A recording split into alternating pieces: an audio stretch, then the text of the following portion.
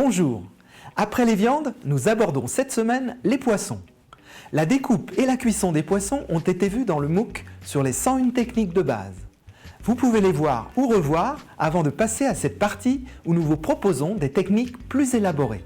Si on les associe souvent au vin blanc, vous découvrirez que les vins rouges peuvent également sublimer un plat de poisson. Nous commençons cette semaine par une aile de raie à la grenobloise. Pour innover, nous lèverons des filets que nous saisirons légèrement et agrémenterons de capre, de dés de citron et de croûtons. L'acidité de la grenobloise sera judicieusement associée à un vin blanc sec. Nous vous en proposerons plusieurs afin d'accompagner ce plat. La seconde recette va vous faire découvrir l'accord des vins rouges avec le poisson. Nous réaliserons une timbale de rouget sauce matelote. Pour un accord parfait, nous utiliserons le même vin pour la cuisson et pour la dégustation. La garniture bourguignonne réalisée en saison 1 se marie cette fois avec du poisson, mais toujours avec des lardons, des champignons et des oignons glacés à brun. Cap ensuite sur les îles pour découvrir l'alliance du kombava, citron vert de la Réunion, avec une sauce onctueuse émulsionnée chaude. Elle accompagnera un dos de cabillaud en croûte d'herbe. Des vins blancs légers et élégants s'associeront idéalement avec l'onctuosité du beurre et la saveur acidulée du kombava. Retrouverons ensuite la sole abordée en saison 1.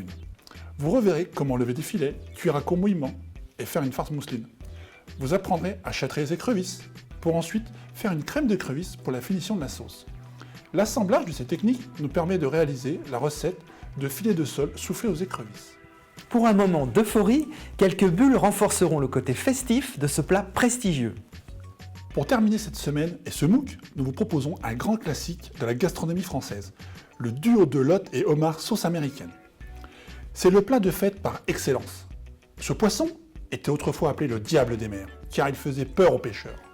Pourtant, la finesse de sa chair s'associe parfaitement avec celle du homard. Cette union parfaite sera magnifiée par un vin blanc sec, fruité et floral. Voilà pour cette dernière semaine.